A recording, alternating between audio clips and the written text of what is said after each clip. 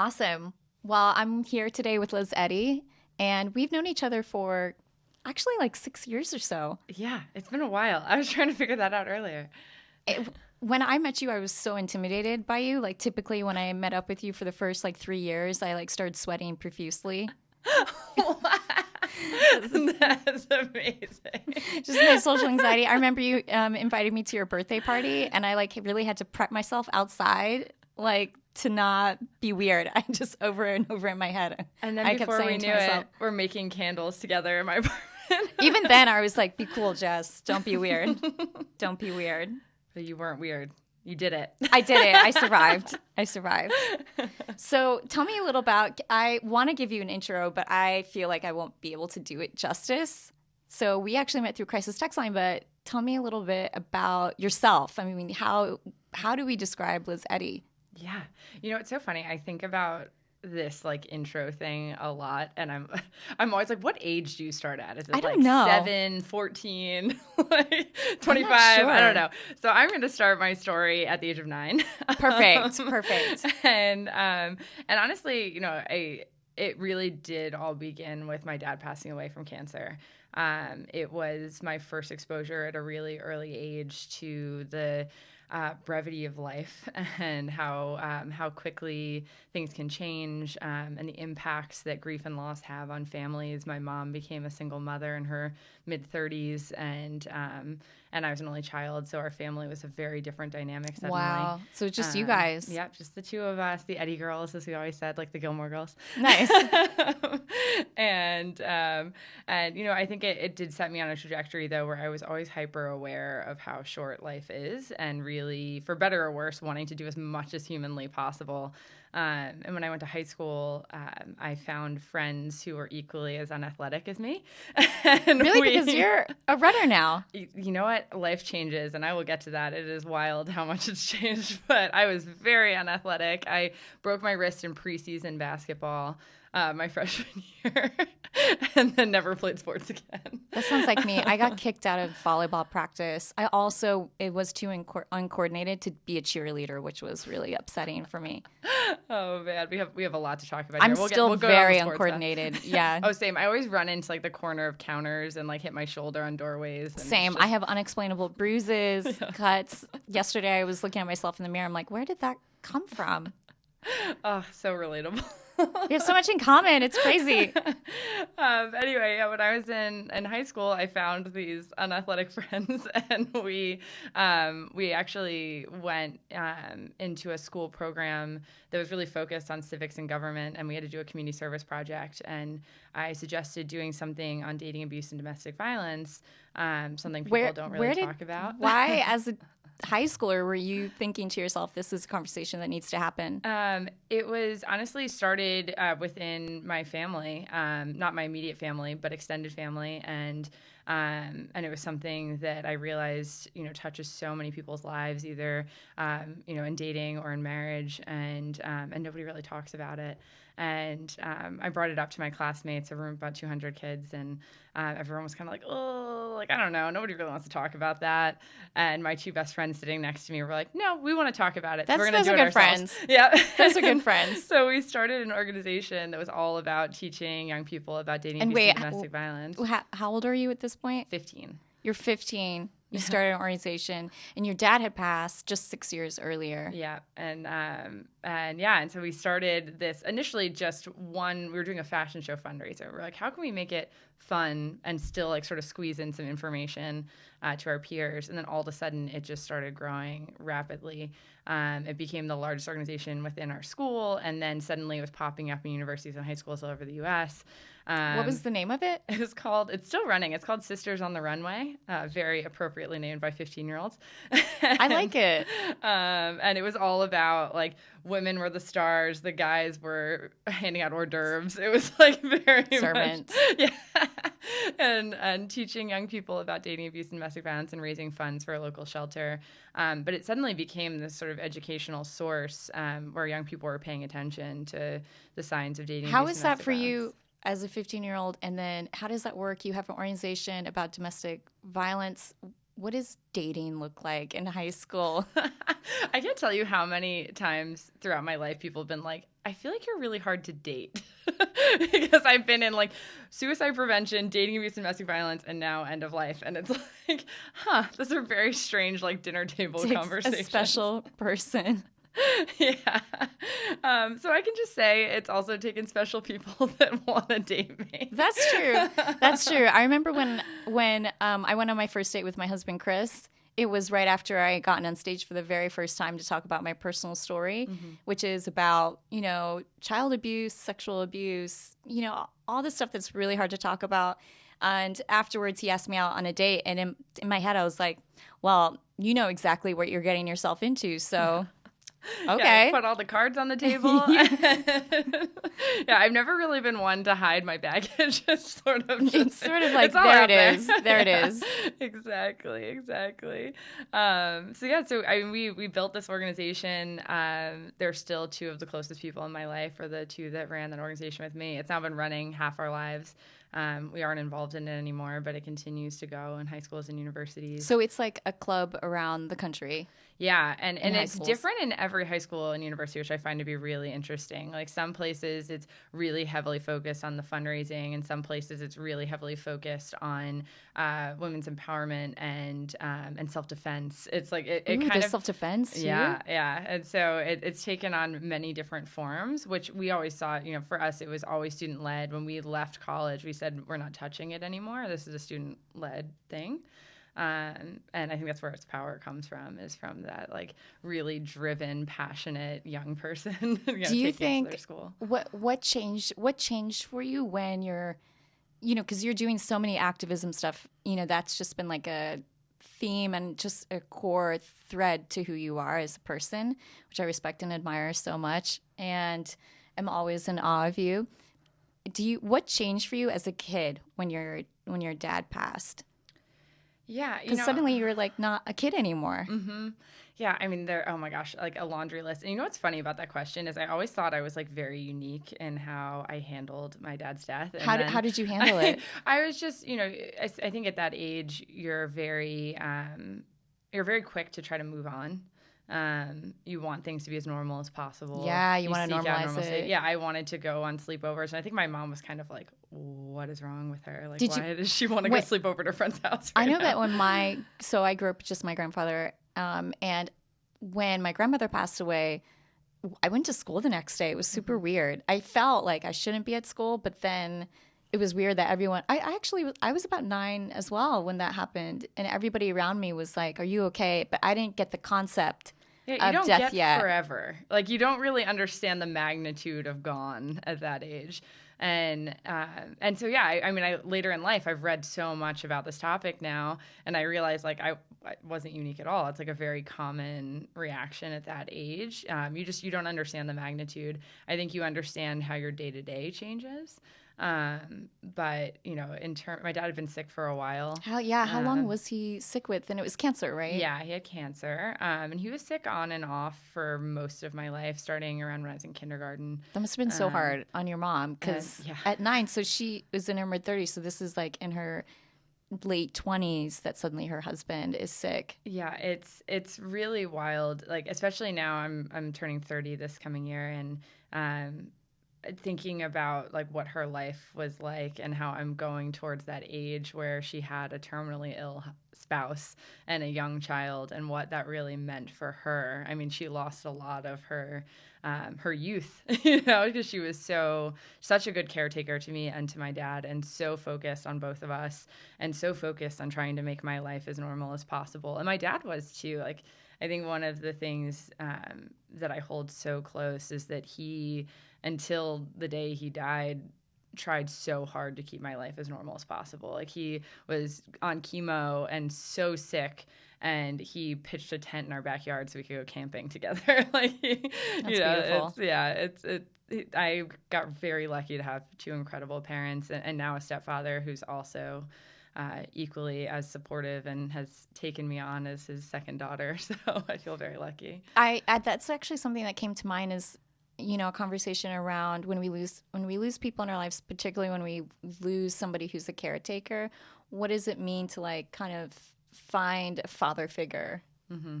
Yeah, it's I think it's rare. that my mom, I don't know, she's got some magic touch and managed to find like two very wonderful, strong, supportive men that have been in my life. But it's not the expectation that someone's going to step in on a relationship and become a father figure to a kid that's not blood related to them. But he stepped in, and not only did he take on the role as a caretaker, but he never stopped bringing my dad up. Like, he was always very, like, I think that's a level of confidence I don't think I've ever seen in anyone else. He brings him up still. Anytime there's any major accomplishment in my life, he's always, your dad would be so proud of you. Wow, he's here that's with beautiful. you. Yeah, and that's not something he needs to do or anyone would expect him to, but I think he knows the important role he's played in my life, and he knows that keeping my dad's memory alive is really important as well. You are really active with a nonprofit called Experience Camps. Yes, I am. That is so special. Can you, I want to do it the service it deserves. Can you explain it in kind of the goals and why you were so attracted to this amazing work? Yeah, as I mentioned before, when my dad passed away, I was not particularly interested in doing any kind of therapy or anything really related to grief. That's hard. I just wanted to go about my normal fourth grade life, whatever that was. Oh my gosh, I'm trying to. What was your favorite outfit as a fourth grader? I had a limited to like sheer top that I loved. It had all these crazy colors and patterns on it, and I thought I was the coolest thing when I went. That is cool, because limited to back in the day was expensive. So that was like an investment. It was fancy. And I remember I used to always go into Limited 2 and walk around, and every once in a while my mom would be like, okay, all right, you can get something. And those clothes are ridiculous. Is Limited 2 still around? I have no idea. I wish. The candy section was the best part. It was. And it always kind of smelled really nice in there. So you're wearing this colored see-through Limited 2, or see-through, kind of sheer shirt, and people are asking you. Late 90s, you can imagine. I mean, it's coming back. It is. I mean, look, I'm literally wearing like these mom jeans right now and a Jack Black t-shirt. I love it. And combat boots. So I'm all about the 90s. I recently found my track jacket from high school, and it is like a total hit. I'm so glad I kept it. Oh my God. I so wish we were on like live TV right now so people could see your outfit. It's good. Well, we are streaming, so you can watch this on YouTube. Perfect.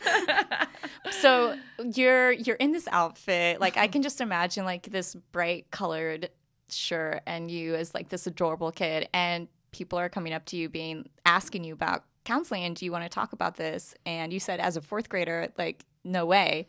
Yeah, I just wanted as normal as possible. Didn't really comprehend that, at that age that like therapy is normal, but I was just like, no, I just want to go to school and sleepovers and art class and, all the things I was doing before. And it wasn't until my adult life, my freshman year of college, I went to Syracuse, and it was as if the death had just happened. So my mom dropped me off at school, and something triggered in my mind that was like the sense of loss. What do you think it was? And I think just being on my own and seeing my mom leave and sort of recognizing that I was detached now from everything familiar, that it kind of triggered this sense of loss again. And again, thought I was super unique and special, and then found out that's super normal. Loss is interesting because, and getting triggered is interesting because it does feel like it comes out of nowhere. Yeah. Oh, yeah. Did not expect it at all.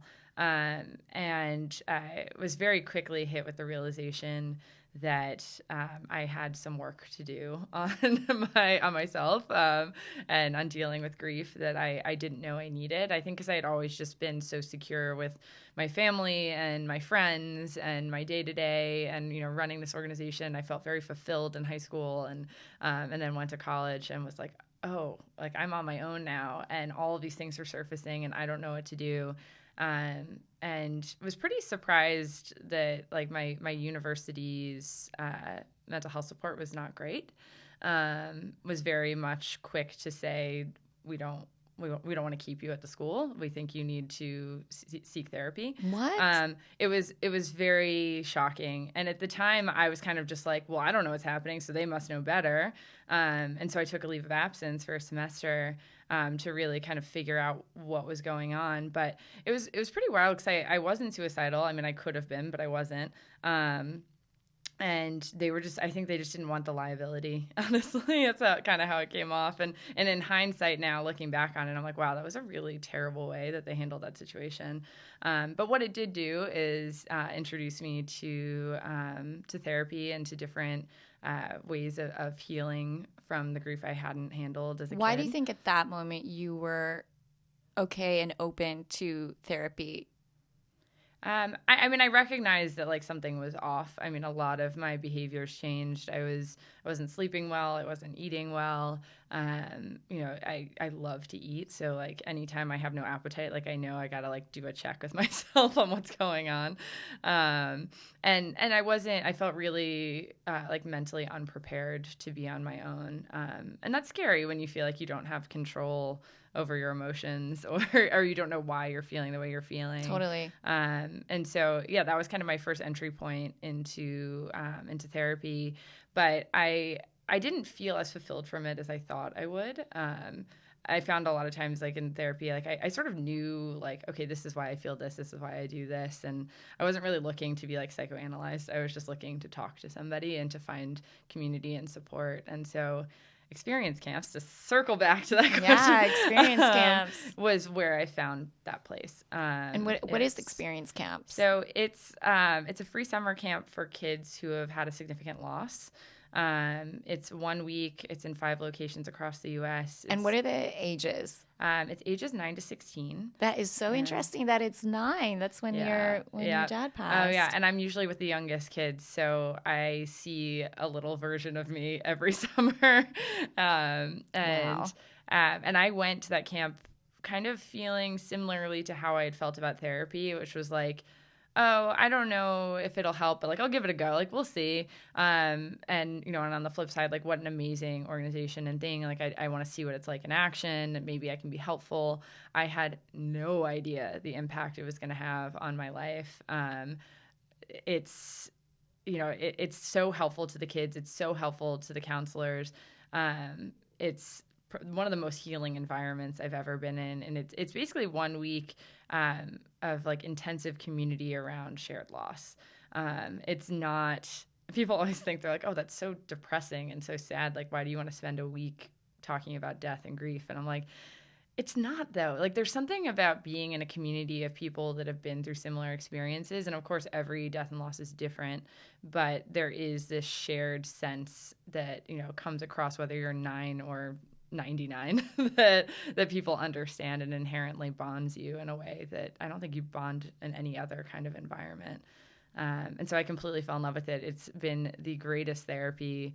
I think helping people in general is great therapy. Yeah, finding that purpose. We talked about this a little earlier, but what does it mean to make meaning of loss? Yeah, exactly. I think it gives everybody a sense of purpose, a sense of community. The isolation that I think you often feel, especially as a kid, it starts to dissipate as you get older, but as a kid where you feel like you're the only one who's had a loss. I'm the only kid at school who's lost a sister or a brother or a mom or a dad or whoever it might be. And then you go to camp and you're like, oh, everyone else has also had this. That is so valuable. Yeah. The thing that I struggled with, and I'm curious your thoughts on it, were the days that, you know, because like I said, again, because it was my grandfather, he was also really sick. So he couldn't attend those parent days, like the daughter-dad days or the father-daughter days, Father's Day, Mother's Day, Christmas, Thanksgiving, all those holidays were so hard because he was incapacitated. He couldn't participate. So I always felt really lonely. And I'm curious what your kind of experience was around that and how you deal with it now. Because even when Father's Day comes up for me, I'm a little like, okay, I have to like walk myself through it. Or when friends are like, oh, my mom's coming, I'm like, okay, like trying to keep the perspective. What does that look like for you? Yeah.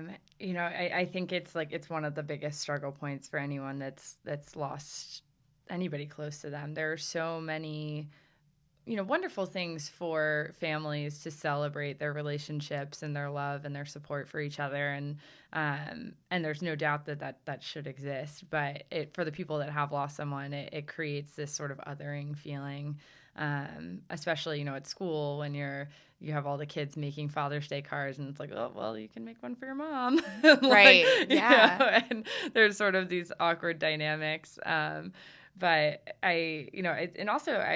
I'll get to this a little bit more later, but I worked, in mental health for a long time and with Crisis Text Line, and holidays were an area we talked a lot about as well, because there is so much, social isolation that happens during these kind of holidays. And I think I wonder sometimes if I'm in a little bit of a bubble because of the space I'm in, but I have noticed that people tend to have started to go out of their way a little more to recognize, on Mother's Day, recognizing mothers who have lost children and children who have lost mothers. I think that is a conversation that's changing. Yeah, and just recognizing that not everybody has that, white picket fence family, and that it's an opportunity to reach out and to support those friends that don't. And one of the things that I've done, I think there's a lot of small things you can do on the day-to-day to make your grieving friends feel supported. But every Mother's Day, every Father's Day, I always send a text to all the people that I need to have like a master list, but it's usually the people that I can think of off the top of my head, just saying like, hey, thinking about you. Some people do that for me.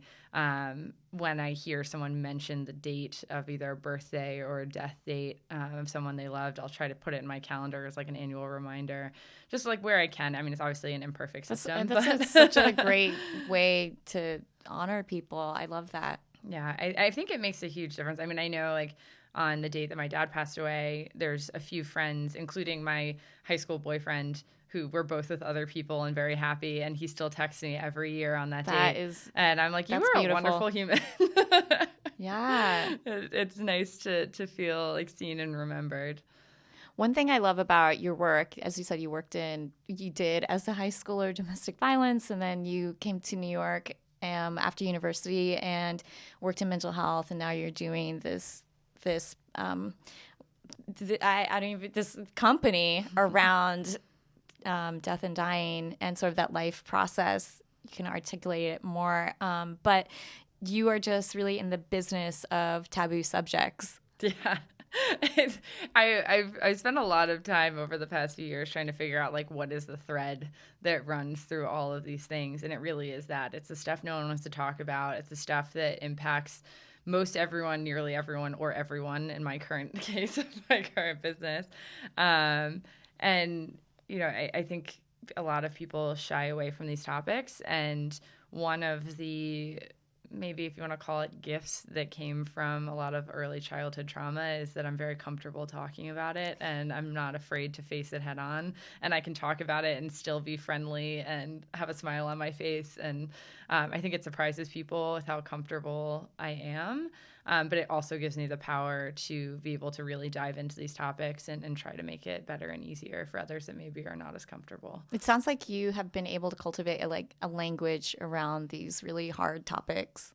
Yeah. And I mean, so much of it stems from empathy. I think, on all aspects, it's like I can't say that I've experienced every type of mental health issue. I personally have not experienced domestic violence or dating abuse.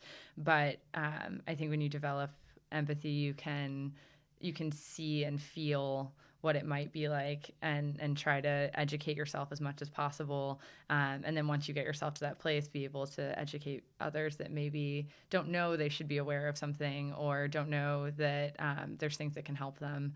And that's kind of always been my driving force is how can you take taboo topics and make them more accessible, more affordable, and at larger scale. Yes, that is so true because that process is so expensive. Yeah.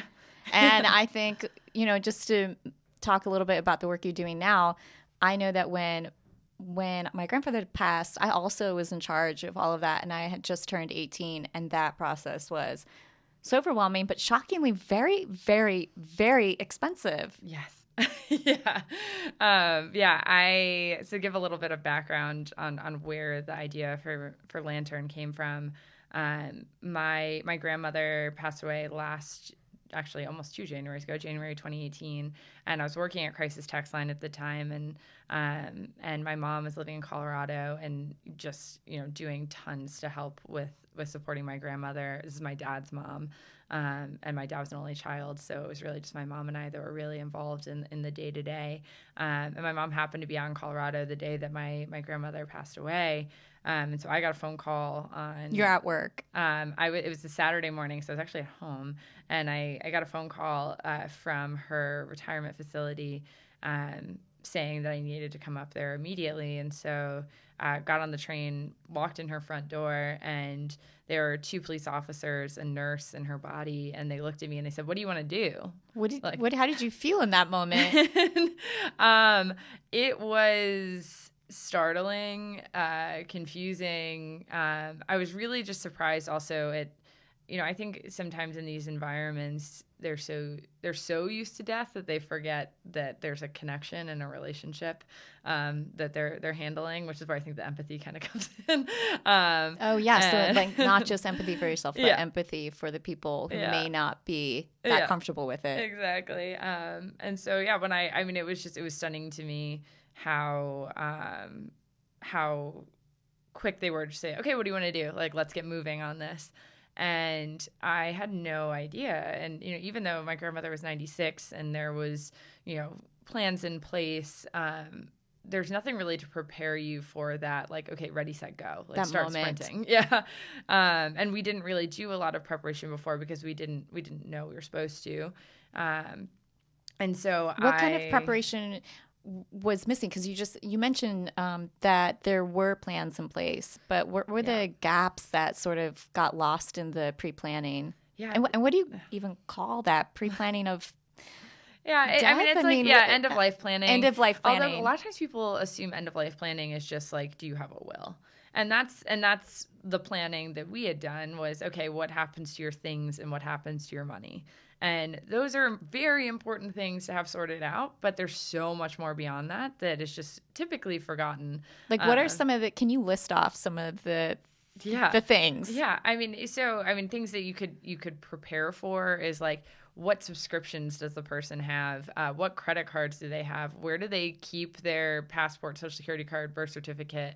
It's like just like basic things like that. Do they have prescriptions that are refilled regularly? Were there any appointments that they had coming up? Who are the people that you want to call first? What is their digital presence? Do they have an email account that we need to be able to get into? How do we find the addresses and phone numbers of the friends that they want at their funeral? What kind of funeral do they want? Do they want to be buried or cremated? Like there's so many questions that we didn't ask her because I think there's a sense of guilt. Like you don't want to make the person feel like, oh, well, you're about to go, so let's get your stuff together, Yep. But at the same time, they say like you the way you die is how you left things right beforehand. So it's like if you don't handle this stuff before, it's not going to change after you don't have anyone to ask these questions to. And so it's so important to ask these questions up front, and we didn't. And so, even a year later, I was getting called by a debt collector for an unpaid Verizon bill that I didn't know existed. I didn't know she had a Verizon account, and all of a sudden there was all this money that we owed because we didn't know the Verizon account existed. And it's very easy to make even those seemingly small mistakes or misses during a chaotic time that can cost you a lot of money. Yeah, it really adds up. Yeah, it does. There was also some surprising stuff for me with sort of working out family member issues over what happens to this stuff. Yeah. That also just complicated everything so much. Mm-hmm. Yeah, if you're not super clear on who you want things to go to, it causes so much family drama. I'm in the process of writing my will right now, which I think I said this to my friends recently, and they were like, "You're not even 30. Why are you writing a will?" Exactly right. That's exactly so likewise, I'm comfortable-ish with death in that I'm now getting in therapy more like in touch with my emotions and my body when it comes to hard stuff. So I always thought that I was comfortable with it, but actually I think I was like a little more detached from it. And I recently got really sick about a year and a half ago, and that kind of brought me right back into perspective. Like, okay, I really need to get comfortable with this process again. So I'm doing the same stuff, like the will, asking myself, like, how do I want to taken care of, I guess, when I pass. And when I bring it up to friends too, they say the same thing. It's just so uncomfortable to talk about. Like, how do we make that conversation just a little easier? Yeah. Yeah. And I mean, I can speak from my own experience that, I mean, writing a will as a young person is definitely strange. Like, even like breaking down, I have nothing of value in my apartment. And I'm like, well, I guess my clothes will go to this friend, and the stuff that's hanging on my wall, I don't know, these 6 people can pick what they want. Like, it's like such silly stuff. But it's a good practice in thinking about, like, you know, how can you make this as easy as possible for the people you love? And that's the thing I remind everyone is it might feel silly right now to be figuring these things out, but when you are gone, someone you love and care about is going to be managing this process. And if you can make it easier for them, that's the greatest gift you could leave someone afterwards, instead of having them not only grieving, but also scrambling to figure out how to handle everything. And, you know, we don't want to die in our 30s or 40s or 50s or whatever, but it's inevitable at some point, and writing a will doesn't make it happen faster. So I'm so glad you brought that up. I actually looked up last night. I was curious. And like I said, in a weird way, I feel really comfortable with death. My identical twin sister passed. I didn't grow up with my biological parents, but the parents I did grow up, they both passed before I was 18. So I came out into the world as on my own. And so when friends have people that are passing now in my mid-30s, I'm just so used to it that I forget the empathy part and the compassion part, that this is not something that has been a part of the world. But before this interview, I was just thinking, oh yeah, like I haven't actually had to revisit this myself. So I Googled what to do when someone dies, and I was kind of like, so shocked. So I got a few books. The top ones in the queue: What to Do When Someone Dies, and it had the cover had clouds on it. So I was like, this feels so detached. But my favorite was I'm Dead Now What? When I'm Gone Planner. Also, AARP was one of the very first publications, and they are specifically for people who've retired, that magazine. And my favorite, though, was What to Do When Someone Dies, a book for dummies. Oh my gosh. I think I needed that book when my grandmother first died. Did I tell you? I'm not kidding. When they asked me, what do you want to do at her apartment, I Googled, what do you do when someone dies? Because I had no idea. So did those books. Not a clue. That's why you have that book. Yeah. Oh, yeah. I bought the book after. Of the queue. I was like, oh, jeez. Yeah. I Googled that, and, you know, it's such like a mishmash. Like so much of what Lantern's goal is to limit the scavenger hunt that happens of trying to piece everything together, try to ease And Lantern, some of can you that. explain, like, what is Lantern? Yeah. So Lantern in its future vision is a single point solution. So a single place where people can go, whether they're end of life planning or they've just lost someone, to navigate the logistical, legal, financial, emotional mayhem that comes with losing someone you care about. And as I said, it was a recognition after my grandmother died that you go on a wild chase trying to find resources, services, places to call.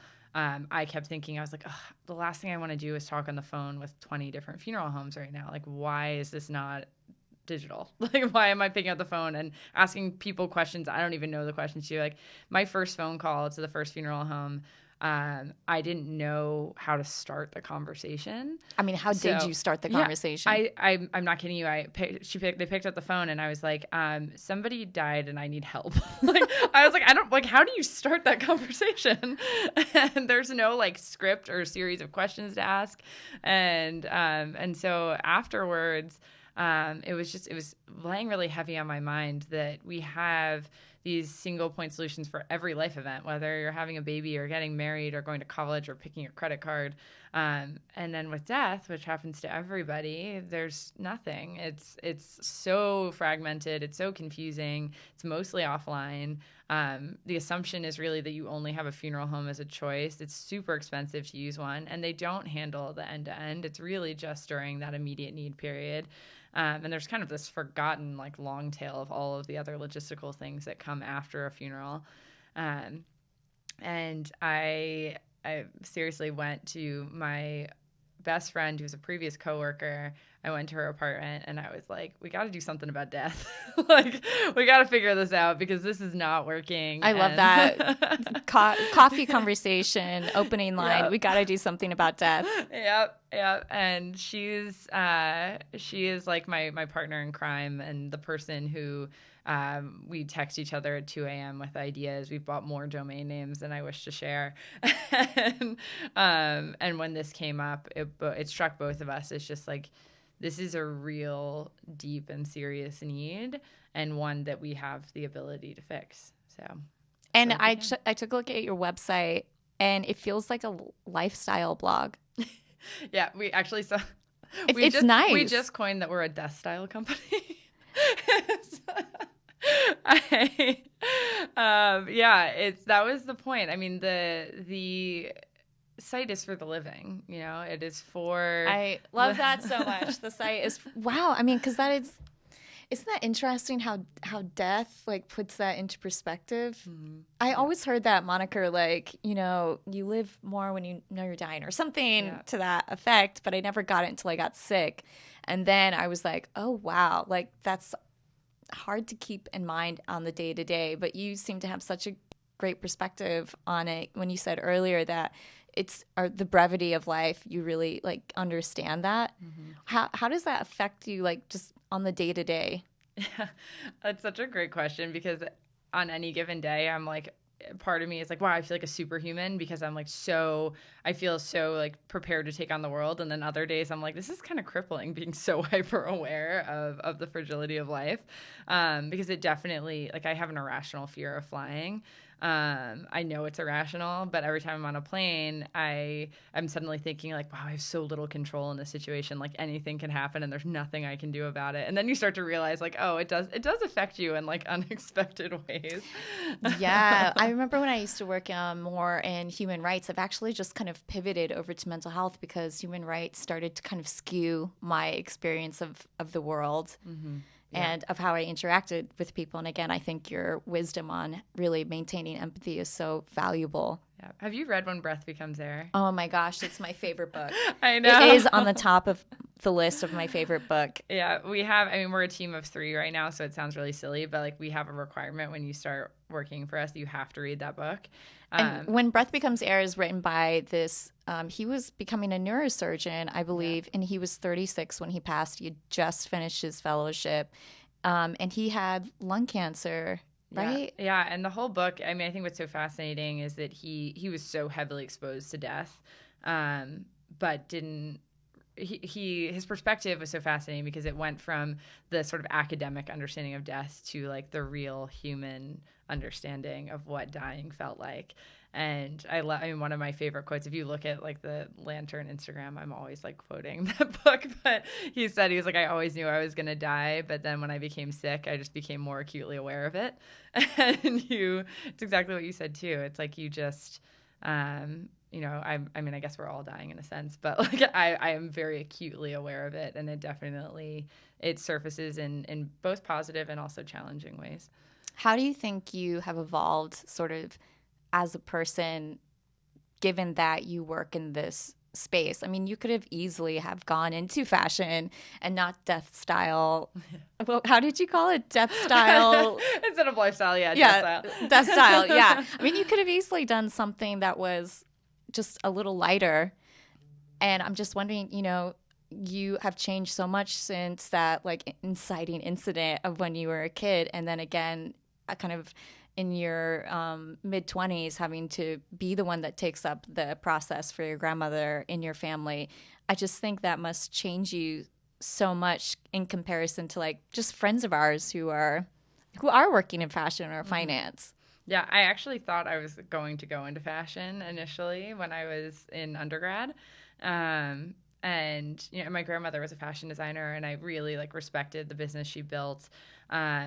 But I did my first internship, and I walked into the office, and no one was speaking to each other, and I was like, "What is going on?" And one of the people turned to me and she said, "They dyed this fabric the wrong blue," and I like almost started laughing. Oh no. And then I left that internship and I was like, nope, this is not for me. Like I cannot take that seriously. And I have so much profound respect for the craft and the art of it and the beautiful things that have come out of that business that I worked with and the things my grandmother did, but it did not feel like a calling to me. It felt like something that I really appreciated and respected, but I needed something that like got me out of bed in the morning and was like, I will fight for this. I think there's something so beautiful when we're able, like I said earlier, to cultivate a meaning out of, it was something like really, really difficult and hard.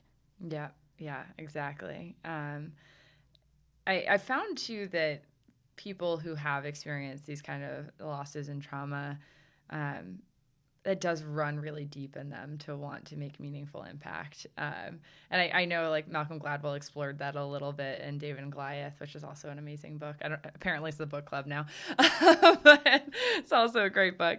But exploring how people that may have been like pushed down or silenced due to life circumstance oftentimes rise far above. I think it gives you a little bit of grit and drive to kind of prove everyone wrong. Yeah, I would say so. For me, it was definitely the impetus. I think for me, it was like I need to make the most of this because it could go so wrong. My work around I'll Go First and the hope I have for the organization and what resources we provide is really comes from my experience of being like, man, it doesn't have to be this way. There's so much more life ahead of us if we are able to have the right tools in place to really fulfill our calling, but also find the healing that is kind of the necessary part to purpose is becoming like evolving as a person day to day. Yeah, absolutely. What would you say to someone who is kind of apprehensive about this process of end of life planning? You had mentioned it a little bit earlier that it's just sort of a part of what living is, but I'm having conversations with friends myself and it is very uncomfortable to get in the water with them. So I'm wondering like how do we have these conversations? Yeah. It's definitely challenging, I think, especially because of the culture that we live in where talking about death is still it's almost like if you say it, it'll happen kind of thing. Like it's, I find that super fascinating because, of course, like we know in our realistic minds that that's not the case, but it feels closer or like, more feasible if you start to talk about it. A couple of things that I tend to do when I bring it up with friends is to remind them of a loved one that could need it. So like, especially friends who have kids, I'll usually say, like, wouldn't you want your daughter or son to know what needs to be done or to be secure in their future? Or, it definitely is like dependent on life circumstance and where that person is. It's a hard conversation. And I think also like sharing a personal story, like I often will share my experience with my grandmother and my experience with my dad as sort of the reason why I do it. Cause I think everyone has sort of a personal driver that's why they decide to do this kind of planning and to really get in touch with these kind of things. But it's very much a personal decision. And on that point, like, how do I even get started? How do we even get started with that thing? I mean, so it's like the will, right? It's the living testimony, power of attorney, health proxy, and then what to do, I guess, with your body. I don't even know the right language. Yeah. So we're going to start rolling out a pre-planning tool actually that's going to make this super easy. Right now it is a little bit of a patchwork process, especially if you don't are not in a financial position to have lawyers. It becomes very complicated. There are a lot of free online tools. There's a site called Free Will, which you can do your will online. I think the area that's often forgotten is, okay, now you need to share like what your wishes are for how your funeral is going to be, or as I said, like your digital footprint is huge, especially for younger people. I know there are some friends that they'll tell one buddy like, hey, like pull down my Tinder profile if something happens to me. But like these are things you need to think about. Like it exists forever if you don't pull it down. Yeah, it exists forever. And you know, and even on like Facebook, for example, you can actually assign someone to take over your Facebook if you die. So, but if you don't do that beforehand, then your page might be stuck for the long term. They have to have a death certificate in order to take it down. And it becomes really challenging. Like you have, I don't know if this has happened to you before. It's happened to me with a friend who passed away last year, where I get reminders of her all the time because Facebook doesn't know she's dead. And so it'll be things like, you know, on LinkedIn, wish her a happy 2-year anniversary at X job, or it's her birthday, or you guys have been friends on Facebook for 14 years, or, you know, whatever it might be. And it's very strange seeing her in sort of like this, living in this digital space.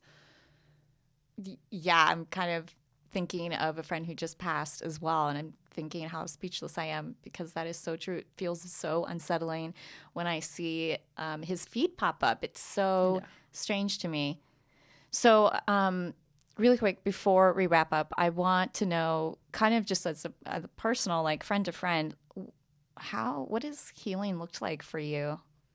Yeah, completely nonlinear. I think that's true for pretty much everyone. I think healing for me, I get my energy from good conversation and friendship. Number one, and number two, definitely like helping people and spending my time in a useful way. But I mean, I can say like my close friends, my boyfriend, my family, they have been the biggest part of that healing process, and not in like a crutch way, but more in just a reminder of how much good there is, and how much we can learn and evolve together and from each other. And then from just like the meaningful work side, you know, just finding things that you wake up in the morning and you're like psyched to send that email or make that phone call or, you know, schedule that calendar thing because you're like, this is getting me one step closer to this goal that's going to help so many people. And that's incredibly healing.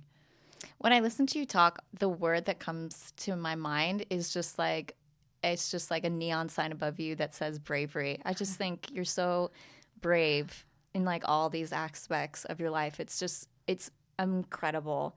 It's amazing. Yeah, I can say the exact same thing about you. How can we support you? Where can we find Lantern? Where can we find you if we have questions or want to get resources? Yeah, so the site is lantern.co, not .com, .co. If you go to lantern.com, you see a bunch of ads for actual lights. So lantern.co.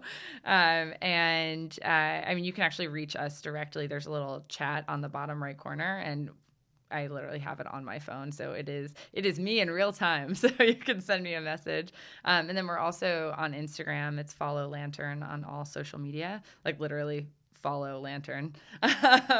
And we're really active on social media, which is, I think, surprising to a lot of people because there's really nothing in this space that's very active on social. But I mean, as I said, we see ourselves as a death lifestyle brand. So we're really looking to connect with people deeply on this topic that we can all relate to. Well, thank you for doing this really valuable and incredible work. I'm so glad that we had you on the podcast today. It means so much to have this conversation because it is a conversation we need to be having more with more bravery. Thank you so much for having me.